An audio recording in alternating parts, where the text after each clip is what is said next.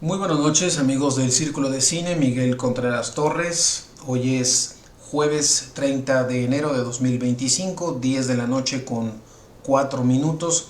Estamos transmitiendo en vivo desde la Ciudad de México la sesión número 14 del Seminario de Lectura El Sonido en el Cine. Un seminario en el que estamos revisando el libro Pensar el Sonido, una introducción a la teoría y la práctica del lenguaje sonoro cinematográfico, de Samuel Larson Guerra, una publicación del Centro Universitario de Estudios Cinematográficos de la UNAM en el año 2010. Hoy vamos a concluir el capítulo que tiene que ver con el lenguaje sonoro cinematográfico y comenzaremos con la mitad del quinto capítulo, que se titula El proceso de elaboración de la banda sonora cinematográfica. En el capítulo cuarto nos habíamos quedado en la revisión de la producción de el sonido desde el guión y habíamos hablado un poco de estas soluciones creativas que permite el lenguaje sonoro cinematográfico. Continuando con esta idea, el siguiente apartado en la página 207 se titula Elegir la música, Stanley Kubrick. Aquí nos dice Larson Guerra que Kubrick es uno de los cineastas más reconocidos y reseñados en la historia del cine. Va a hablar en particular de algunos filmes donde abordará la cuestión del sonido en esta producción de Stanley Kubrick. El primer filme del cual Larson Guerra va a hablar es el de Espartaco,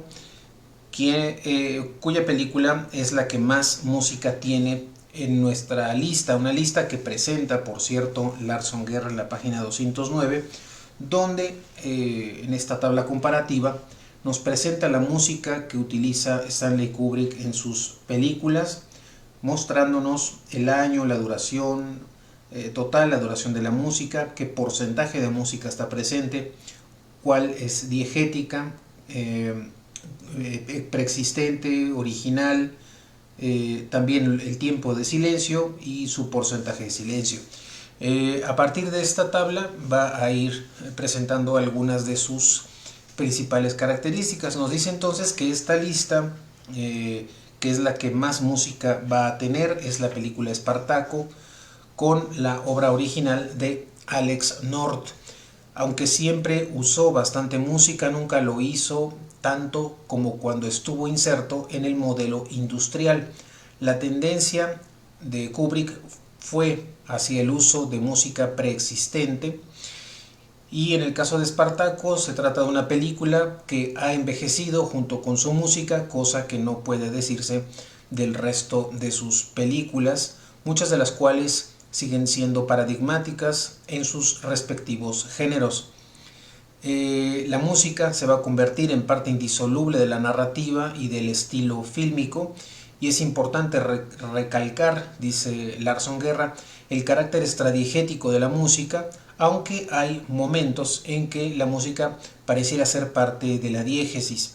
Es la típica música que aparece y desaparece sin mayor justificación.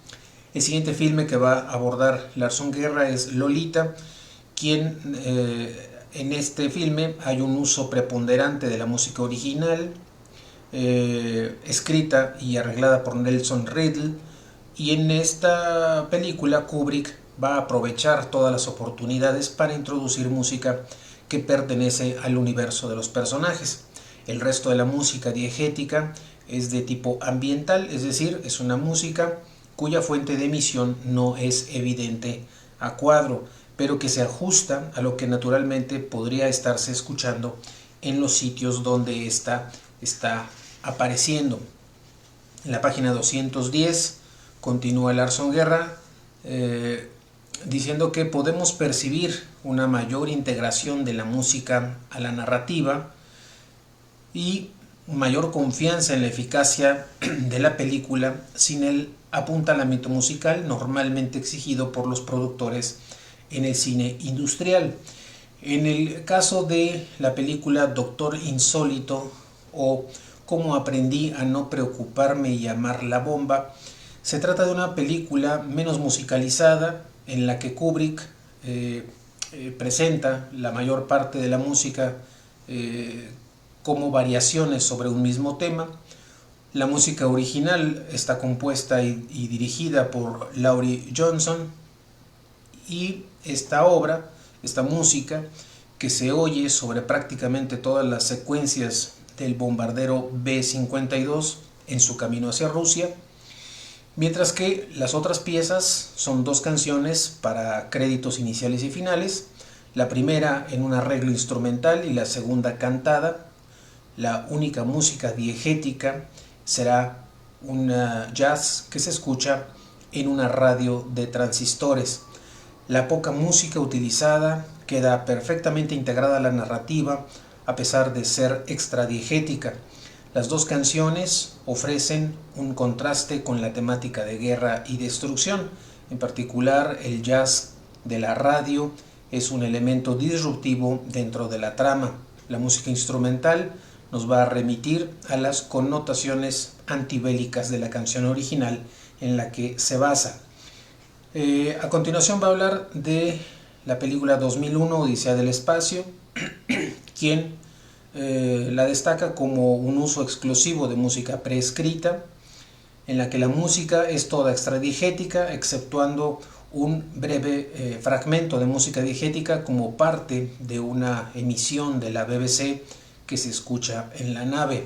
La música logra, entre comillas, pertenecer de tal manera a la diégesis, es decir, a lo narrado, que se convierte en parte orgánica de la misma.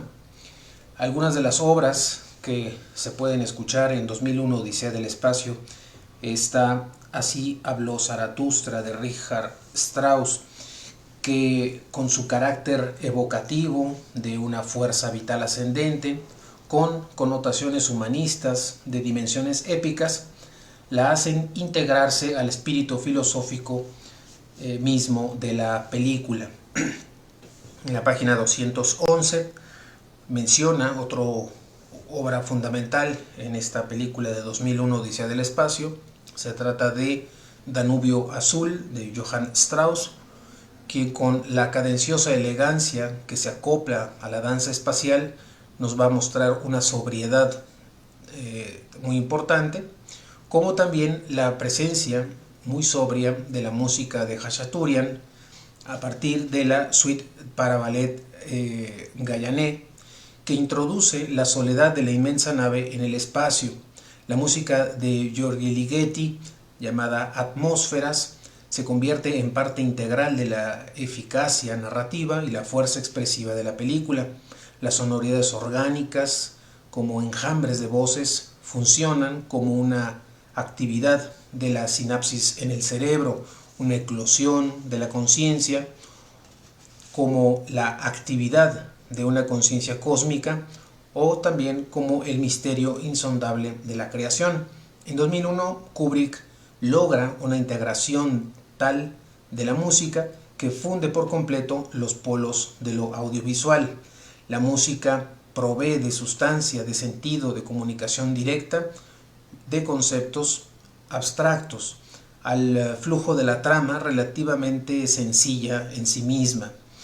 Más adelante dice Larson Guerra, con respecto al uso de la música de Ligeti, fue bastante escasa la utilización de música contemporánea en el cine del siglo XX, en la producción cinematográfica industrial, que sobre todo va a estar aferrada a una concepción de la música para cine sustentada en la tonalidad y en las formas melódico-armónicas propias del romanticismo sinfónico europeo.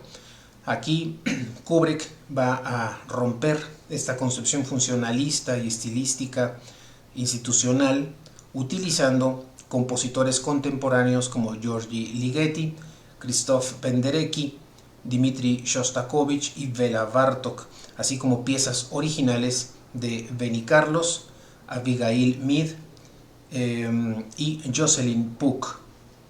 La siguiente película que va a comentar Larson Guerra es Naranja Mecánica, En la página 212 va a decir de esta película que lo más relevante y singular del filme es, en cuanto a su música, es la íntima relación del personaje con casi toda la música que se escucha. Logra que la música se funda indisolublemente con la trama. En esta película la música se vuelve no solo parte fundamental de la caracterización del personaje, nos referimos a Alex, y de los ambientes, sino que se convierte en un elemento activo de los sucesos.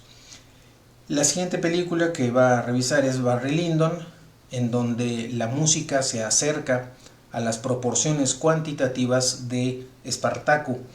Se trata de música fundamentalmente extradiegética. En Barry Lyndon la música en su totalidad es música preexistente del periodo clásico y barroco. La música tiene que ver constantemente con el espíritu general de la diégesis. Aunque la película está llena de música y la mayor parte es extradiegética, existe una conexión con el gran fondo que enmarca la trama. La música entonces aparece como fondo, es lo que le da sustancia y carácter a los ambientes. Es la atmósfera de toda una época y particularmente de una clase social.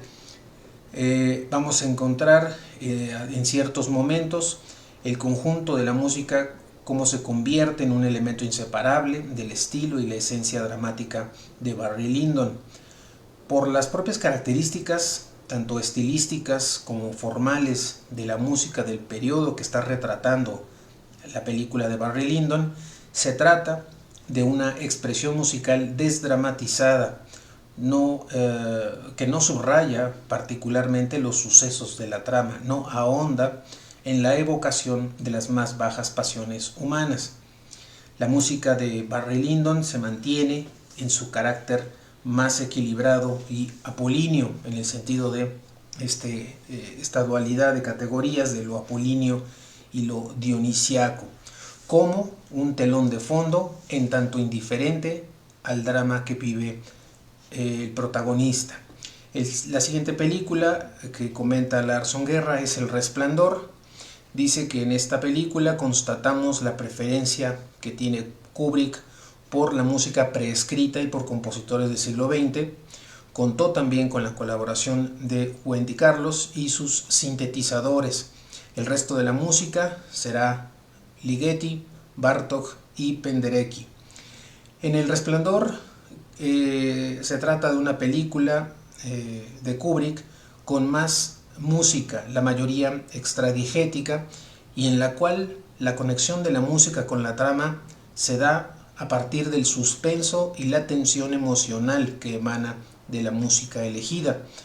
La única música diegética será una banda de jazz, y en sentido estricto se trata de música metadiegética, puesto que también en este caso de la banda de jazz, esta banda no está ahí tocando en la película.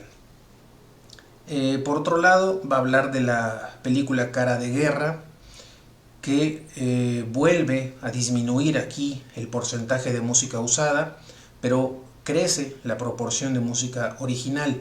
La música va a estar repartida en tres grandes conjuntos: canciones, pop, rock de los 60s, cantos de los Marines y la música original de Abigail Mead. Las canciones, por un lado, sirven para introducir el tema y ambientar, son contextualizadoras, ayudan a establecer el espíritu, entre comillas, de la época, pero su función narrativa resulta secundaria. En el segundo caso, en el caso de los cantos de los Marines, son parte de la acción y ayudan a caracterizar al conjunto de los personajes. Finalmente, la música original va a tener dos facetas: por un lado ambientar, y por otro ambientar y confundirse con los elementos del fondo, y otra de estas facetas va a estar ligada a las emociones subyacentes, a la expresión directa de la tensión dramática y un comentario casi visceral de lo absurdo y doloroso que resulta la guerra.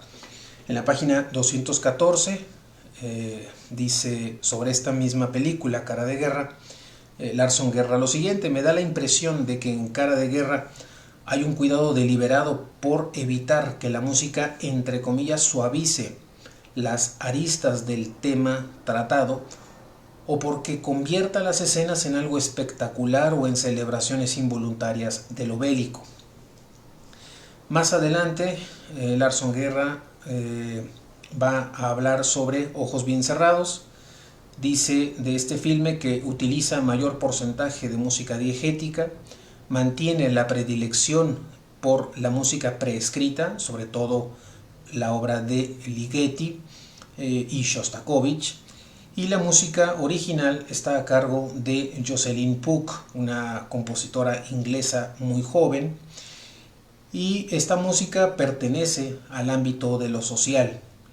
Por otro lado, la música también extradiegética se va a concentrar en los momentos en que el protagonista imagina en un sueño a su mujer siéndole infiel. A manera de conclusión, Larson Guerra dice que se pueden observar ciertas constantes en la obra en el uso de la música en la filmografía de Stanley Kubrick.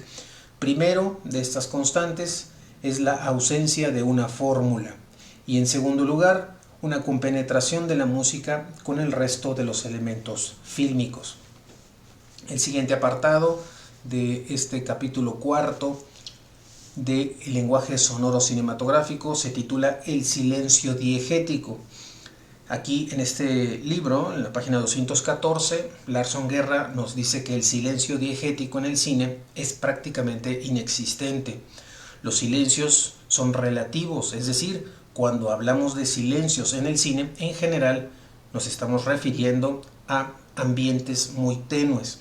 Existe un ejemplo notable, dice Larson Guerra, del uso dramático de un silencio diegético absoluto, y habla de 2001, Odisea del espacio de Kubrick, quien logra resolver la banda sonora de una secuencia de unos 18 minutos con casi 6 minutos de silencio. El silencio va a funcionar en este filme como una expresión de la muerte, tanto la muerte genérica como cósmica, entre comillas, del vacío sideral, como la muerte concreta de los personajes. Finalizará este apartado Larson Guerra mencionando que es fácil constatar cómo en la mayoría de las películas que suceden en el espacio, el silencio sideral está siempre lleno de música. El siguiente apartado se titula El uso del contraste en los ambientes. Nos dirá en la página 215 que cambios bruscos de lo silencioso a lo ruidoso y viceversa van a estar presentes en este contraste, la idea de contraste. Una característica del silencio es que nos permite escuchar cosas muy lejanas, pero nuestro cerebro deja de poner atención a las cosas que no cambian, por lo que este tipo de pedales, en el sentido de estos sonidos continuos, sin picos ni variaciones bruscos, pueden enmascarar ruidos lejanos y crear en nosotros la ilusión de que estamos ante un silencio. Dirá Larson Guerra, el silencio es una dimensión relativa de la experiencia humana. En el cine lo es particularmente, puesto que en cada momento del transcurso de la reproducción de la película suena algo. Muy excepcionalmente es que encontramos un silencio absoluto en una banda sonora. Normalmente lo silencioso lo es en contraste con algo ruidoso. Respecto a la película El Exorcista de 1973 de William Friedkin, dirá que fue realizada fuera de la gran industria, que escapa de las restricciones de los usos y costumbres de la banda sonora institucional de Hollywood, que presenta dos características. Uno de ellos es que no hay música original para la película, y la música que hay es utilizada de manera mesurada. Esto deja espacio para que los sonidos ambientales tengan un peso mucho mayor. En la página 216 Continúa Lars von Guerra diciéndonos que en la primera parte de esta película va a ser constante el corte de secuencias entre comillas, entre comillas silenciosas a secuencias también entre comillas ruidosas. Este recurso le va a permitir al director llamado Friedkin, a este director, pues sorprender y sobresaltar recurrentemente al espectador. Va a establecer con el sonido una narrativa que complementa la construcción de los personajes, además de una adecuada tensión dramática.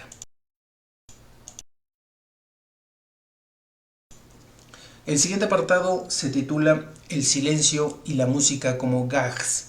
Vamos a ver cómo el silencio y la propia música va a ser utilizada de una manera divertida a partir de estos gags en la comedia.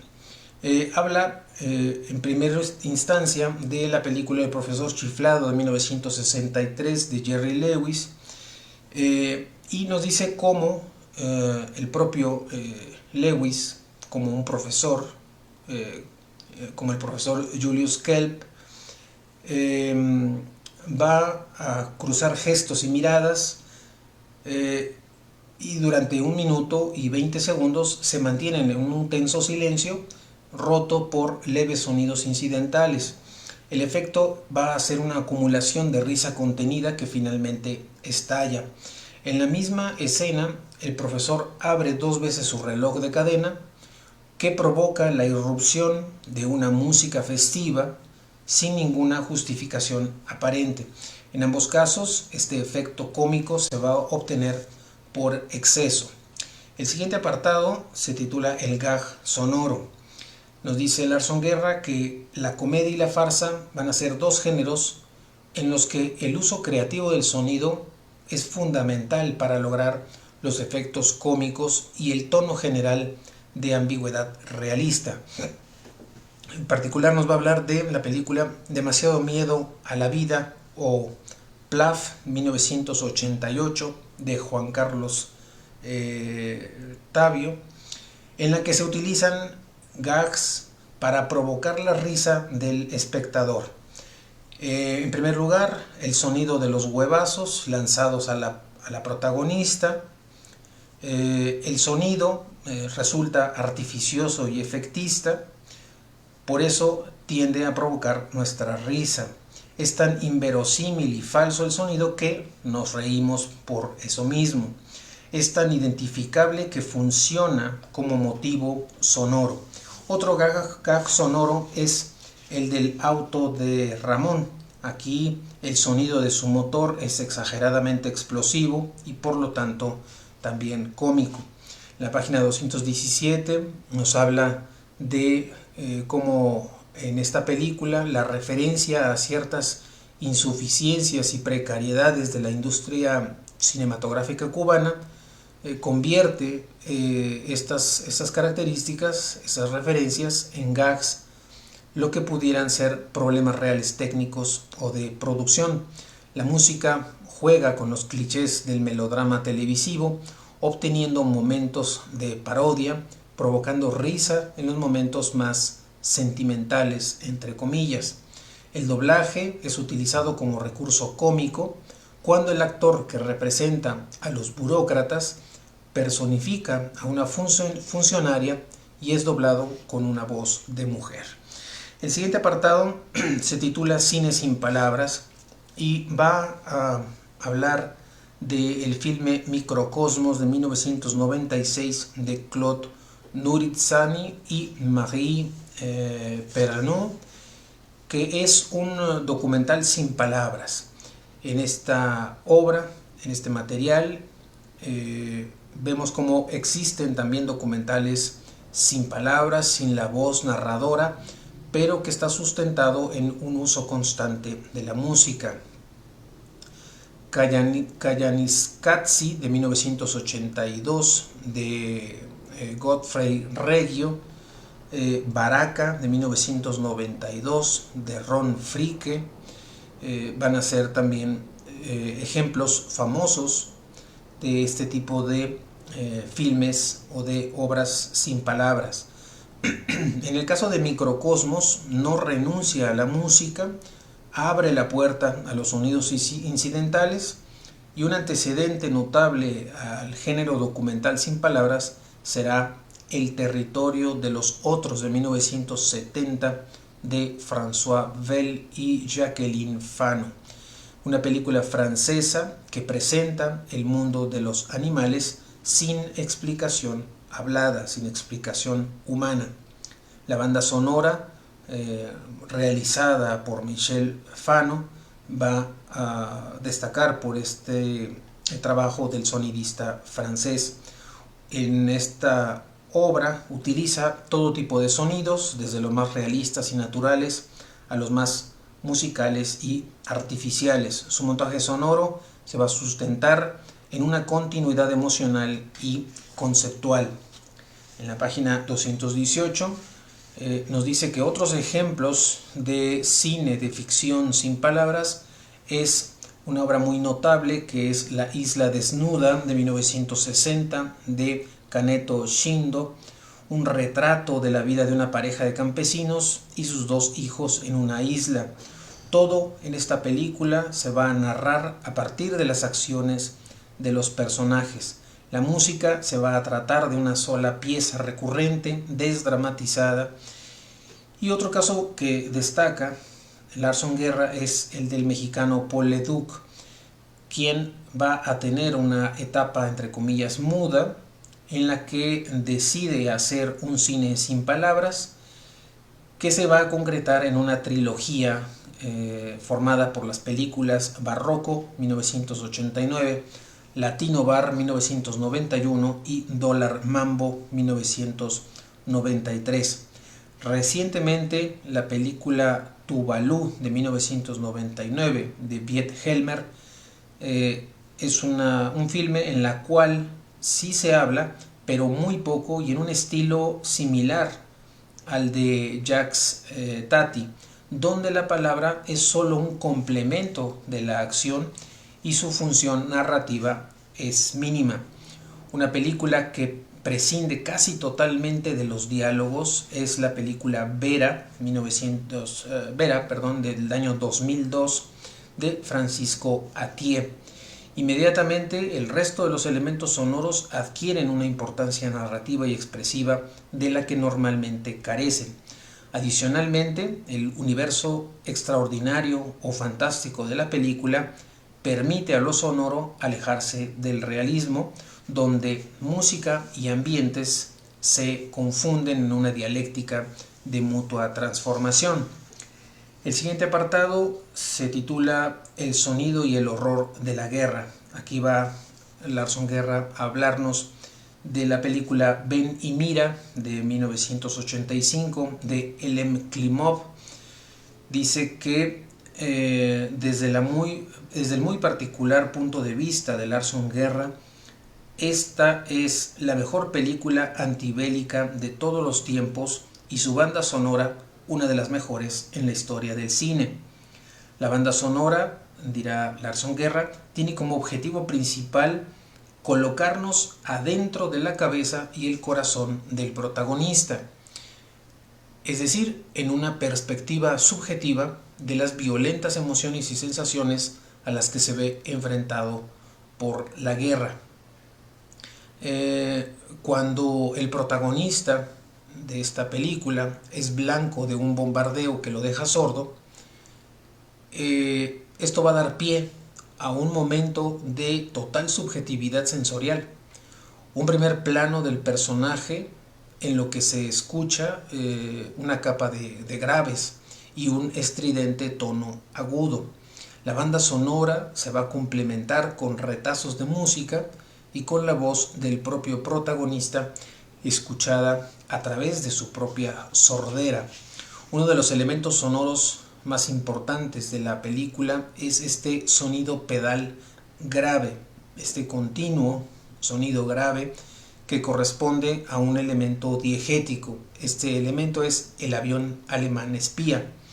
El zumbido del motor va a proveer de un fondo de graves donde entran y salen figuras sonoras incluyendo la música. Además del motor, vamos a empezar a escuchar en este filme la transmisión de un acto de masas con Hitler y fragmentos de música. La banda sonora se mantiene, sigue sonando este colchón de graves y aparecen de manera simultánea tambores y fragmentos de piezas musicales. Dirá Larson Guerra que la fuerza expresiva de un elemento puede ser más o menos independiente de su función narrativa, la dialéctica del contenido y la forma. Dirá también que podemos hablar en lo formal de un juego de figuras y fondo en el cual se crea un juego de disonancias. Esta disonancia se presenta entre este pedal, este sonido pedal y los distintos fragmentos musicales, sostenido en una masa de vibraciones, que será este pedal, que nuestro cerebro tiende a dejar de escuchar. En la medida que transcurre el tiempo y no se mueve, no cambia, nuestra atención consciente tiende poco a poco a ignorar ese sonido. En la página 220, ya para finalizar el capítulo cuarto, dice Larson Guerra que otra secuencia donde se usa este recurso es cuando dos personajes cruzan el pantano. El colchón de graves se mantiene y se agregan otros sonidos. Sin embargo, producen un efecto inquietante. Estos sonidos, estos cantos de aves que se presentan parecen ser como lamentos. Hay también en esta película una breve irrupción de las cuerdas con algún fragmento de Mozart. Nuevamente hay un denso colchón de graves y los breves fragmentos musicales generan disonancias que producen también inquietud y angustia. Dirá más adelante que en la película Ven y mira, el soporte emocional es resuelto por medio de recursos sonoros menos evidentes y quizá más poderosos. La música es utilizada más como un elemento significativo que por su valor expresivo. Al cuestionarse o preguntarse Larson Guerra sobre por qué la utilización de la música de Mozart, dice que Mozart es utilizado porque, siendo parte de la gran cultura germánica, representa el humanismo. Es la antítesis de lo que el nazismo representa en términos culturales e ideológicos. Termina este capítulo cuarto Larson Guerra mencionando que mientras que en muchas películas la música es un instrumento de manipulación de las emociones, aquí, en este filme, la música es un instrumento de comunicación racional que manifiesta, sin necesidad de palabras sofisticadas, mensajes conceptuales. Hasta aquí el capítulo cuarto, titulado El lenguaje sonoro cinematográfico, y ahora abordaremos la revisión de la primera parte del último capítulo de este libro, el capítulo 5. Se titula El proceso de elaboración de la banda sonora cinematográfica. El primer apartado es una advertencia que nos pone Larson Guerra. Dice que la predominancia mundial de Estados Unidos, en particular de Hollywood, en el ámbito cinematográfico, se expresa tanto a nivel estructural, tecnologías, técnicas, sistemas, métodos de producción, de distribución, como también a nivel superestructural, en el sentido de una serie de convenciones narrativas, expresivas, simbología, contenidos ideológicos.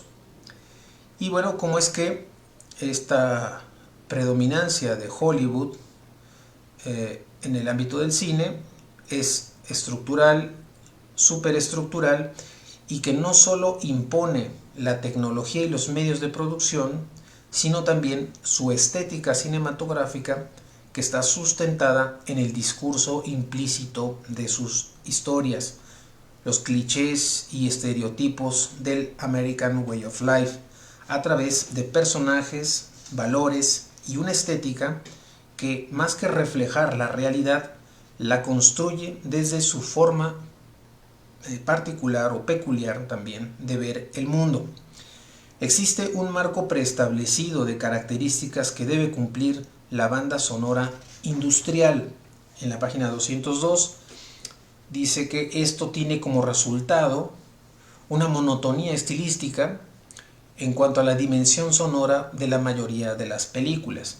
En la elaboración de una banda sonora industrial, dice Larson Guerra, participan de 20 a 30 personas.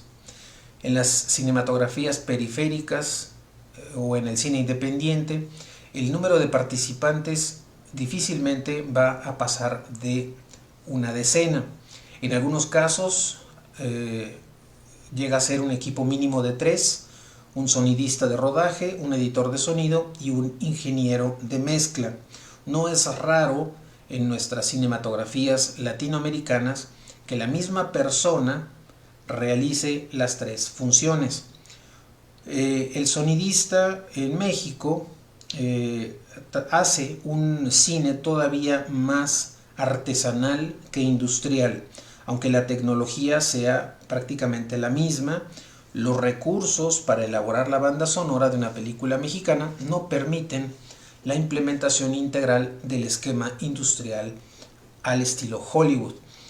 Y al decir el término artesanal, no lo plantea en términos de un menosprecio, sino a un tipo de trabajo mucho más personal, menos estandarizado, menos sujeto también a los esquemas establecidos o preestablecidos, flexible y predispuesto también a la experimentación. En este apartado de advertencia del capítulo 5, Larson Guerra va a presentar algunas breves consideraciones que ayuden al lector a ubicar el contexto en el que se desarrolla la actividad específica de los sonidistas en México. Va a referir 2 grandes situaciones estructurales que afectan la actividad. El primero es que la industria del cine en México es un gran negocio para los exhibidores y para la cinematografía estadounidense, que dichos exhibidores favorecen, y que no existe un marco legal, esto en la página 223, un marco legal que promueva y defienda a la cinematografía nacional de manera integral, incluyendo subvenciones y apoyos a la producción, a las etapas de la distribución y la exhibición. Recuerda que a partir del año 2007 la ley 226, que modifica el artículo 226 de la ley del impuesto sobre la renta, permite la utilización de fondos fiscales como estímulo para la producción cinematográfica, y que esto ha detonado una importante cantidad de producciones. Sin embargo, no necesariamente produce mejores películas. No existe, dice Larson Guerra, ningún programa o ley que aborde la problemática de los monopolios en la exhibición. Por otro lado, el gremio cinematográfico mexicano ha intentado mejorar esta situación por medio de iniciativas de ley que han sido rechazadas, mediatizadas o debilitadas por el intenso cabildeo de los exhibidores e incluso de la propia American Motion Picture Association. Lo que sucede con el cine mexicano, dice Larson Guerra, es reflejo de lo que sucede en el país desde la década de los 70.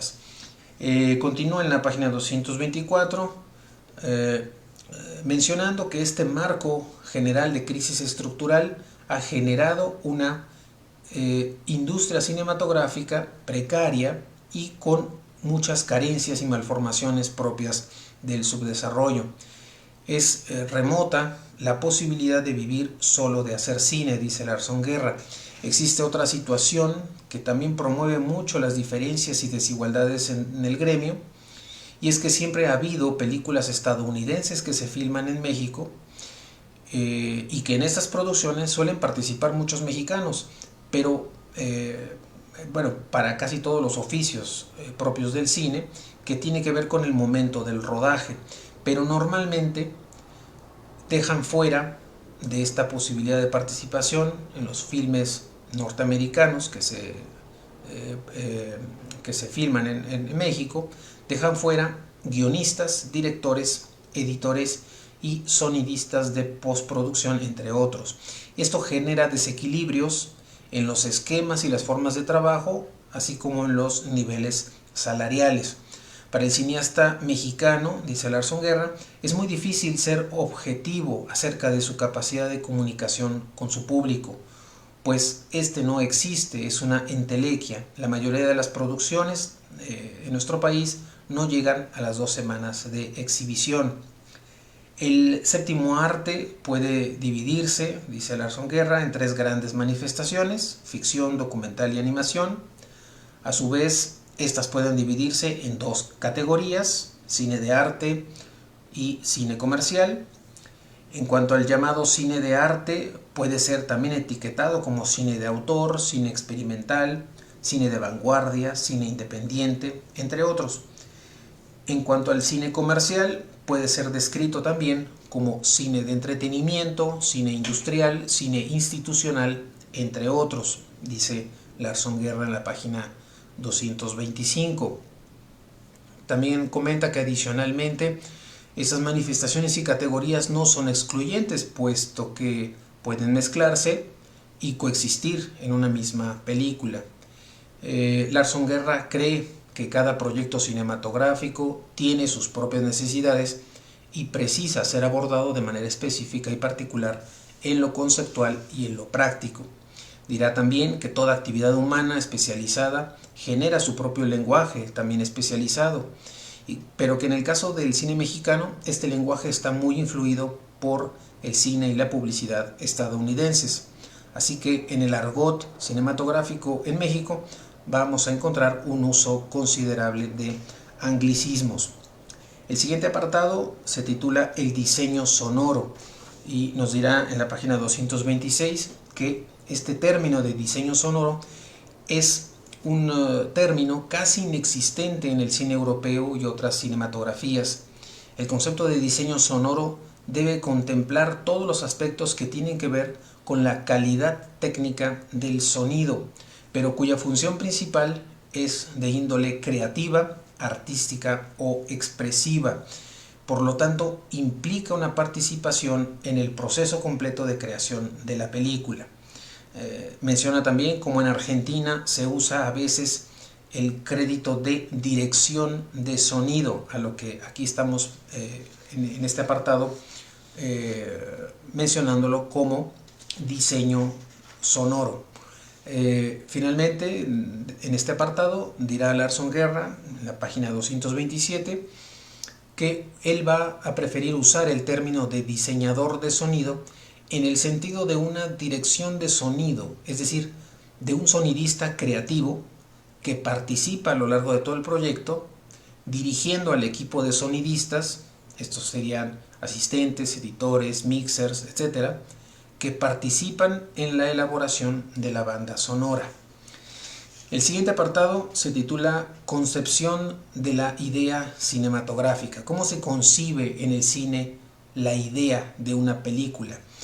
Dice Larson Guerra que una película surge inicialmente como una idea cinematográfica, que esta idea puede ser narrativa, temática, visual, sonora, formal, etc. Esta tendrá que convertirse en un guión o en una escaleta, aunque advierte que existen casos dentro del cine experimental donde se prescinde del guión, pero son sin duda casos excepcionales.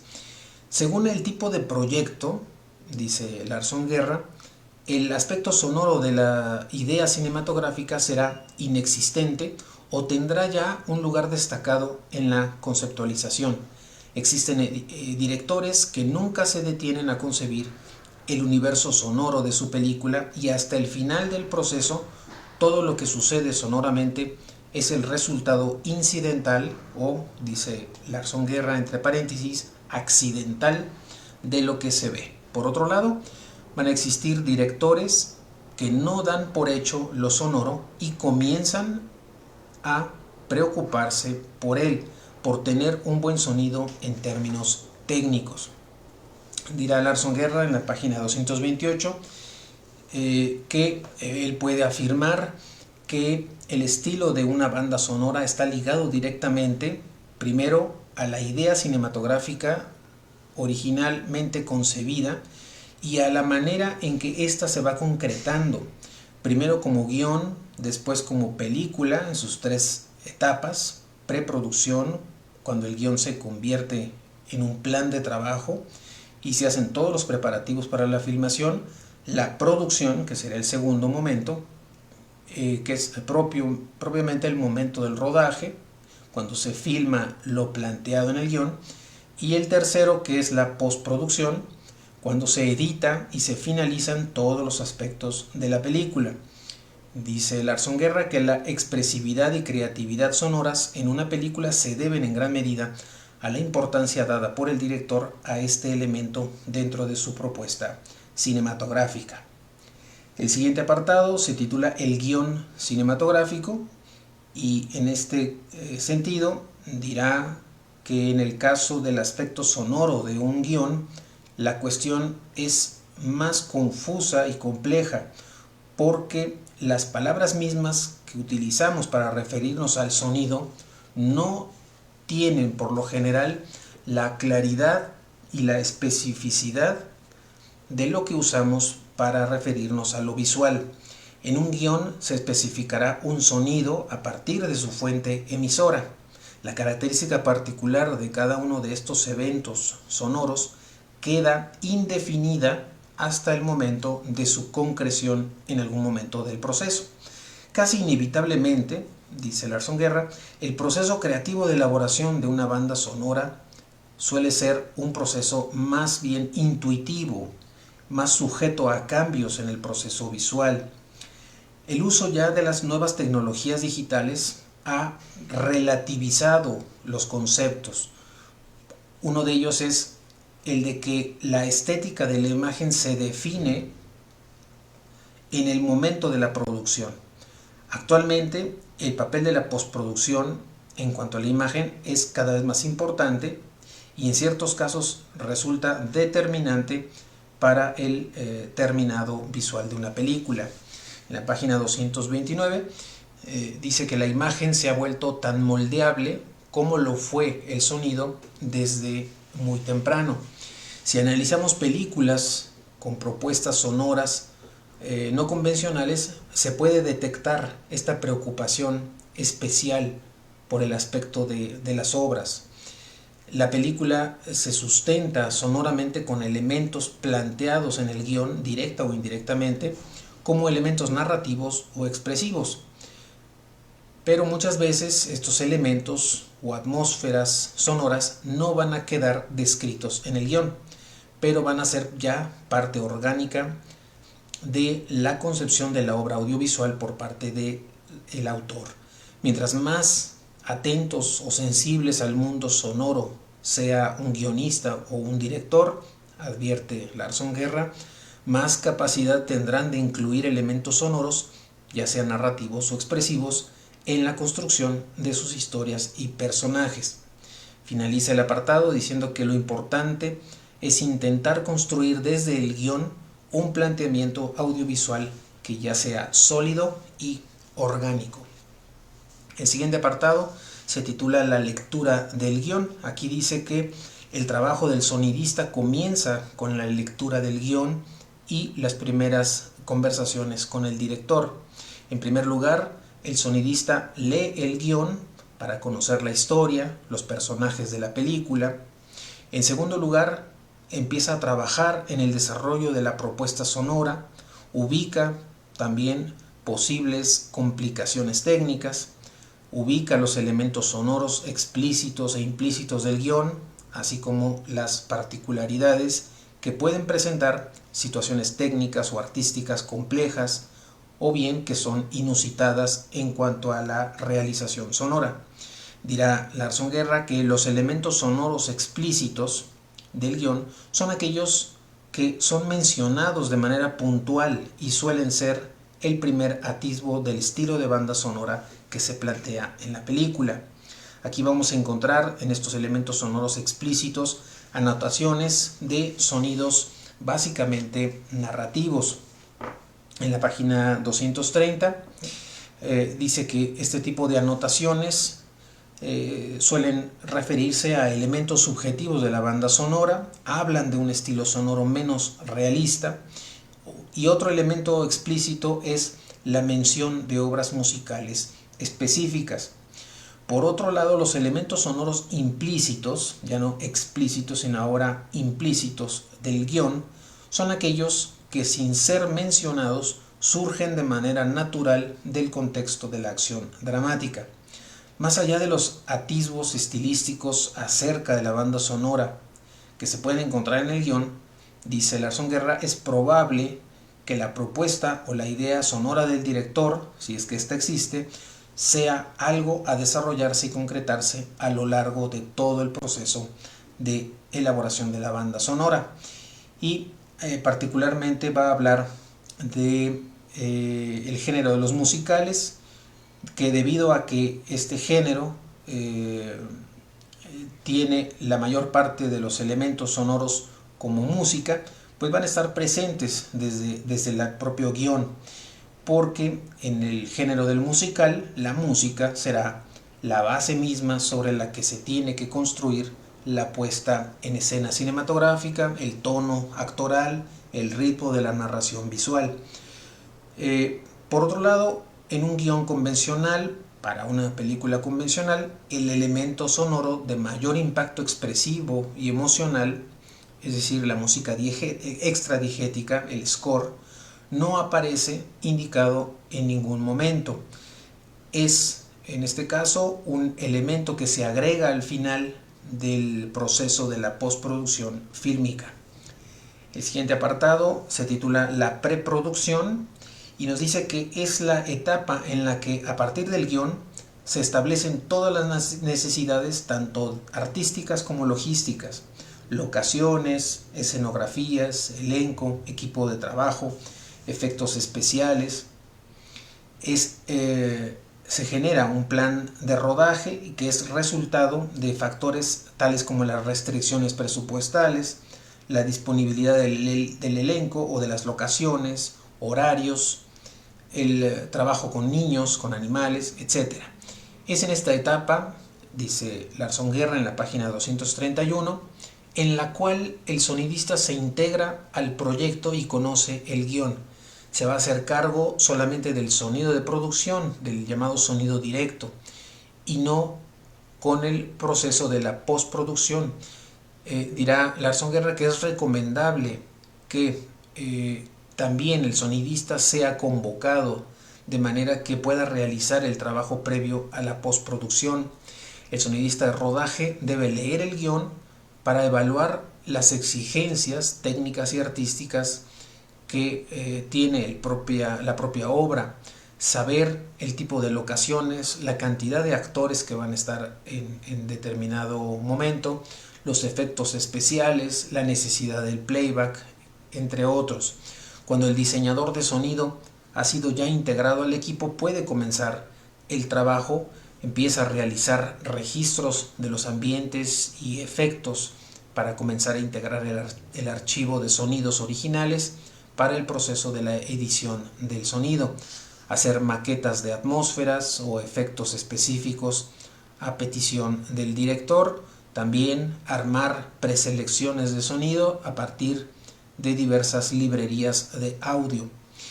El siguiente apartado se titula El casting. Dice Larson Guerra que por lo general el sonidista no tiene nada que hacer en un casting, ya que la selección del elenco es una cuestión histriónica y visual. Habla de cómo el primer oído que tiene que detectar este carácter de verdad o falsedad de una interpretación es el director, que un buen sonidista será el segundo oído quien estará atento no solo a la obtención de un buen registro técnico del sonido, sino también las sutilezas de la interpretación actoral. Entonces es interesante cómo en el sentido del casting no solamente el director, sino habla de que el sonidista también puede ser un segundo referente fundamental. Dice Lars von Guerra que la comedia musical es un caso excepcional, pues tenderá a poner más atención en las aptitudes vocales y dancísticas del elenco que a otras características. A lo que tendrá que poner atención el sonidista es a la complejidad de las escenas en cuanto a la participación actoral. Dirá en la página 232 que es enorme la diferencia en cuanto a dificultades técnicas entre una película intimista y una película épica. El sonidista tiene que saber cuántos micrófonos necesita a lo largo del rodaje, de manera que no le sobrepasen las exigencias en detrimento de la calidad de ese sonido directo. El siguiente apartado se titula Locaciones. Aquí va a hablar del papel que juega el sonidista en las locaciones. En principio, dirá Lars von Guerra que la selección de locaciones y su evaluación, la evaluación de esas condiciones acústicas es quizás la parte más importante del trabajo del sonidista en la preproducción. Entre los factores a evaluar tendrá que considerar el costo de su uso, accesibilidad, servicios, el look o aspecto visual y finalmente el sonido. Generalmente el sonido es de los últimos factores a tomarse en cuenta en la selección de una locación, pero el factor sonido será el fiel de la balanza en toda obra. Seleccionadas ya las locaciones, el sonidista debe realizar una evaluación de las condiciones acústicas de estas locaciones. Estas condiciones se dividen en dos, las acústicas y las ambientales. Las acústicas es cómo suena un recinto y las ambientales se refiere a las fuentes sonoras que rodean al lugar. Va Lars von Guerra a comenzar a hablar de las segundas, es decir, de las condiciones ambientales, y el uno de los primeros o más importantes dolores de cabeza del sonidista es el ruido ambiental. De manera que esto también resulta relativo porque en películas diferentes lo que en un caso sea ruido en otro no lo es, y entonces habrá que considerarlo. El sonidista tiene que evaluar las condiciones de ruido ambiental según las exigencias narrativas y expresivas de cada película e inclusive de cada escena en particular. Dirá también entonces que hay otro tipo de ruido, no solamente es este ruido ambiental, sino hay otro que sería un ruido estructural, que es aquel que se transmite directamente a través de los sólidos, y que contra estas intrusiones hay muy poco que hacer. La única solución suele ser la difícil y frecuentemente imposible tarea de eliminar las fuentes sonoras contaminantes. Respecto a las primeras condiciones acústica, las primeras de las condiciones, que era la acústica, va a decir que las dos características principales de un espacio cerrado son su resonancia y su reverberación. La resonancia va a estar determinada por las dimensiones del lugar, de manera que lugares de similar tamaño resuenan más o menos a las mismas frecuencias. Debido a sus modos de resonancia, cada espacio colorea, entre comillas, los sonidos que en él están sonando al amplificar determinadas frecuencias. Esto puede ser un problema o bien un efecto agradable en otros casos. Por otro lado, la reverberación va a estar determinada en parte por las dimensiones del recinto, pero sobre todo va a depender del nivel de absorción o reflexión de las superficies. Aquí va a mencionar que hay dos términos que se utilizan en el caso de la reverberación. Uno de ellos es el del llamado una acústica muerta o apagada, y el otro el hecho de estar ante un lugar vivo. Respecto a esta idea de un lugar acústicamente muerto o apagado, se refiere a que hay una ausencia notable de reverberaciones en el lugar. Son lugares cuyas superficies tienden más a absorber las ondas sonoras que a reflejarlas. Por otro lado, se le va a denominar a un lugar que está vivo porque hay una presencia notoria de reverberaciones sonoras y existe un nivel de reverberación a partir del cual ya hay una inteligibilidad de los diálogos que comienza a verse afectada. Hay un rango a partir del cual ya los elementos que están emitiéndose dejan de comprenderse. Dirá que esto es con lo que tiene que lidiar un sonidista y la página 234 va a mencionar cómo es que lo intentan resolver los sonidistas de dos maneras diferentes. En primer lugar, bajar la reverberación de un sitio colocando materiales acústicamente absorbentes, y la segunda opción es el uso de micrófonos corbateros o de pecho que permiten grabar la voz antes de que ésta se vea afectada por las reverberaciones del lugar. Sin embargo, esta opción de estos micrófonos corbateros o de pecho es que se produce una artificialidad espacial del registro, de manera que la inteligibilidad de los diálogos suele estar por encima de todas las demás consideraciones.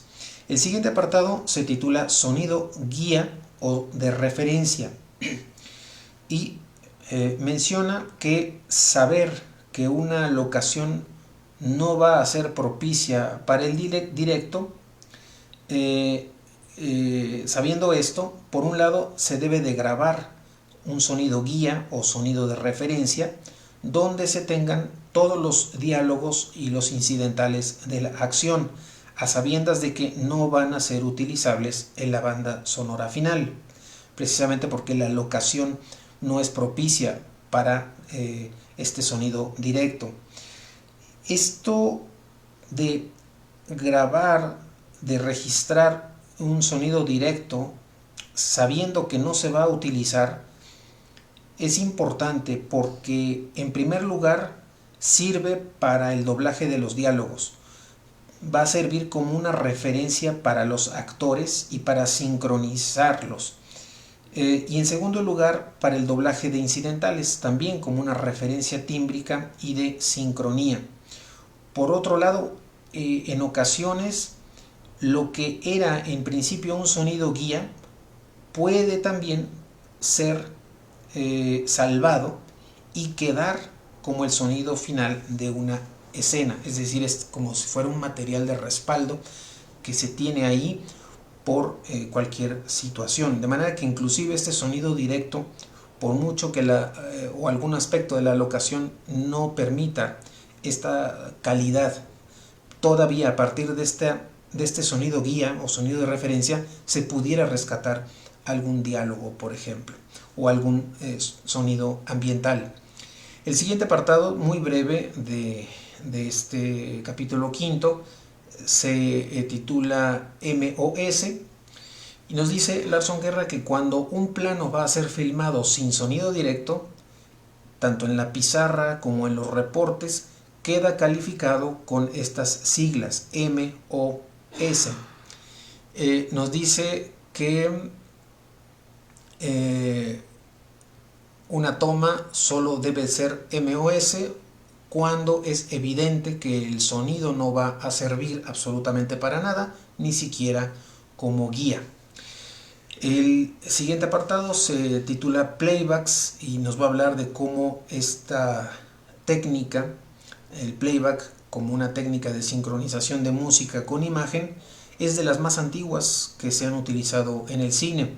El playback consiste en la utilización en rodaje de una pieza musical pregrabada, la cual es reproducida en el set para ser seguida por los cantantes, músicos y o bailarines, de manera que sus movimientos al cantar, tocar o bailar estén en sincronía con la música.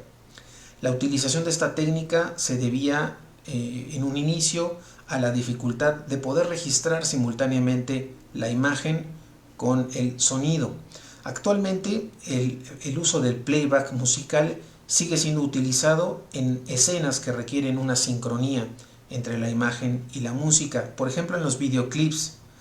En el caso del rodaje de una película es utilizado, por ejemplo, en un musical, y su procedimiento consiste en que se marcan en el guión las escenas que van a requerir esta técnica del playback. En la página 236 dirá que determinadas ya las escenas donde se va a utilizar el playback, ahora se puede diferenciar dos situaciones básicas. La primera es que la música ya exista, y segundo, que se trate de una música original. En el primer caso, de música existente o preexistente, el máster del playback será la grabación original. En el segundo caso, cuando se trata de música original, esta tendrá que grabarse antes de entrar a rodaje para disponer del máster correspondiente. Una vez que se tiene la música definitiva, se debe realizar un trabajo de mesa que determine qué planos de imagen corresponderán a cada momento de la pieza. En la filmación, el sonidista sabrá qué segmento de la pieza corresponde a cada plano de imagen y podrá, entre comillas, lanzar el playback de manera precisa. En cuanto a su edición, nos dice que en una escena con playback musical, el sonido directo es solo una guía. Se usa como referencia de sincronía en la edición, pero es inservible como sonido en sí mismo. El proceso de edición de una escena con playback se monta el plano en el máster, o bien el primer plano en que aparece la música con sincronía visual. A esto se le añade la pista completa del playback, sobre la cual se van a montar el resto de los planos. Generalmente, dice Larson Guerra, un playback es una música grabada en estudio que suena, entre comillas, a disco. En la película, por el contrario, esta música deberá sonar de manera que coincida con el espacio y con la situación visual que plantea la película. Para lograr esto, dice Larson Guerra en la página 237, existen dos procedimientos básicos. Primero, darle al playback original la espacialidad sonora adecuada en la mezcla por medio de ecualizaciones, reverberación y otros efectos. Y en segundo lugar, un segundo procedimiento es grabar el playback en las condiciones acústicas reales de la escena. En la mezcla se puede variar la espacialidad de una música siempre sincrónica con la continuidad fílmica. Hay un caso especial que menciona para finalizar el apartado de este uso del playback, y es cuando una escena necesita tanto de sincronía musical como de claridad en los diálogos. En este caso, el procedimiento es el siguiente: se lanza el playback, corre cámara y sonido, tanto los actores como los figurantes comienzan a bailar, se corta el playback, el baile continúa en silencio y los actores proceden a decir su diálogo, que quedará registrado sin la música. Ya posteriormente, la música y los demás ambientes se añaden para crear la ilusión de continuidad sonora que requiere esta escena. Otra opción que presenta Larson Guerra es dejar la música toda la escena y después simplemente doblar los diálogos. El siguiente apartado que vamos a revisar de este capítulo 5 es el de los efectos especiales. Dice que existen efectos especiales para la imagen cuya realización genera ruidos no deseados en el registro sonoro. Se tendrá que asumir la necesidad del doblaje de diálogos para estas escenas y registrar de la mejor manera posible el sonido guía. En la página 238 dice que en el caso de efectos especiales puntuales, el sonido puede ser recuperable al combinarse en postproducción con sonidos adicionales que le den realismo, verosimilitud o espectacularidad sonora de la que estas tomas carecen. El siguiente apartado se titula Breves consideraciones técnicas sobre el registro y la reproducción del sonido. Piensa Larson Guerra que personalmente un buen sonido cinematográfico es aquel que aporta de manera significativa a la fuerza y eficacia narrativa y o expresiva de una película. Los dos aspectos técnicos más importantes que debe cuidar el sonidista son la microfonía y el monitoreo. Acerca de los micrófonos, lo más importante es el patrón de captación que tienen. De ahí que existen distintos tipos: omnidireccional, bidireccional y cardioide o direccional. En cuanto a los omnidireccionales, estos registran los sonidos provenientes de cualquier dirección. Tienen un patrón de captación de 360 grados. En el caso de los bidireccionales, tienen un patrón de captación en forma de 8. Y los cardioides o direccionales tienen un patrón en forma de corazón. Para el registro del sonido directo se utilizan micrófonos direccionales, normalmente colocados en una caña o pértiga. Aquí al micrófono en caña normalmente son colocados, se les llama boom. Bueno, pues estos micrófonos colocados en la caña o en la pértiga permiten su manipulación por encima del límite de cuadro de la cámara. Un micrófono direccional, dice en la página 239, permite colocar en primer plano el sonido deseado, atenuando los sonidos de fondo. Los micrófonos no inalámbricos permitían el uso de los micrófonos corbateros, y que esta ventaja no elimina la mayor desventaja que tienen, que es su lugar de colocación, lo cual produce un plano sonoro artificial y fijo. Los micrófonos corbateros deben utilizarse preferentemente como apoyo y no como micrófonos principales. Estos micrófonos corbateros, también conocidos como lavalier. Actualmente, dice Larson Guerra, para el registro del sonido directo predomina el uso de grabadoras digitales multipista de disco duro, que permite grabar en canales separados hasta 8 micrófonos.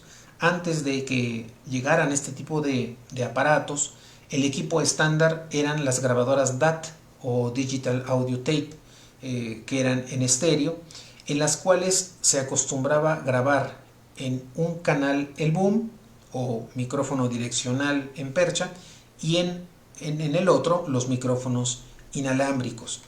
Dirá también Larson Guerra que el sonido directo, aunque se grabe en 2 o más pistas, es fundamentalmente un sonido monaural destinado a escucharse en la bocina central del sistema 5.1. En la página 240, continuando con esta revisión, dice que el registro estereofónico se reserva para la música, los ambientes y los efectos, y que para poder hacer una buena grabación estereofónica se necesita un micrófono estéreo o una combinación de micrófonos según el tipo de estereofonía que se quiera usar. El último apartado que vamos a revisar en esta sesión 14 del seminario de lectura tiene que ver con el rodaje. Dice Larson Guerra que la prioridad del sonidista durante el rodaje suele ser el correcto registro de los diálogos. Habla de 2 casos, el caso de Estados Unidos y el caso mexicano. En cuanto al caso de Estados Unidos, este proceso de postproducción se llama ADR, Automatic Dialogue Replacement, o sustitución automática de diálogos. Consiste en el doblaje y sustitución de diálogos cuando el directo no es limpio y claro para los estándares industriales. Este proceso es parte de una estandarización industrial, Tiene la ventaja de que se garantizan diálogos inteligibles, pero también tiene la desventaja de ser parte de una cadena de producción que estandariza los resultados artísticos. Por su parte, en el caso mexicano, este proceso no está claramente establecido o institucionalizado y no existe ni una cadena de especialistas ni la preparación o la experiencia de los actores para doblar. Por lo tanto, en el cine mexicano se intenta siempre, entre comillas, salvar el directo, recurriendo al doblaje solo en casos muy extremos. Cuando se filma en un foro, el trabajo del sonidista se simplifica, facilitando el correcto registro de los diálogos. Por otro lado, cuando se trabaja en locaciones, suelen presentarse mayores dificultades al sonidista, compensado por la presencia de ambientes e incidentales más aprovechables que los obtenidos en el foro. Tanto un editor de sonido como un mezclador van a preferir siempre el boom por encima del lavalier o de los corbateros. Esto se debe a que el boom tiene una mayor naturalidad. La página 241 dice que en México predomina en el sonido directo la tradición de que el operador es el jefe y el microfonista es el asistente. En Europa no es inusual que el jefe sea el microfonista y que ponga a su asistente a supervisar los niveles de grabación. Finalmente, para terminar este apartado que tiene que ver con el rodaje, dice Larson Guerra que para obtener un buen sonido directo, la labor del microfonista es determinante para el resultado final. Hasta aquí dejamos la revisión de esta primera parte, digamos, de el capítulo 5 titulado El proceso de elaboración de la banda sonora cinematográfica, de manera que el día de mañana terminaremos con la segunda parte del 5º capítulo, que es propiamente el final de este libro de Larson Guerra. Les recuerdo, estamos revisando las ideas más importantes del libro Pensar el sonido, una introducción a la teoría y la práctica del lenguaje sonoro cinematográfico de Samuel Larson Guerra, una publicación de la UNAM del 2010. De esta manera entonces terminamos la sesión del día de hoy y los invito a que nos escuchen en la última sesión de este seminario de lectura, que será el día de mañana a las 10 de la noche, en el que estaremos en vivo haciendo la conclusión de la revisión de este interesante libro de Larson Guerra. Mientras tanto, les deseo que tengan excelente noche y nos escuchamos el día de mañana en vivo a las 10 de la noche para terminar este seminario del mes de enero. Gracias y hasta el día de mañana.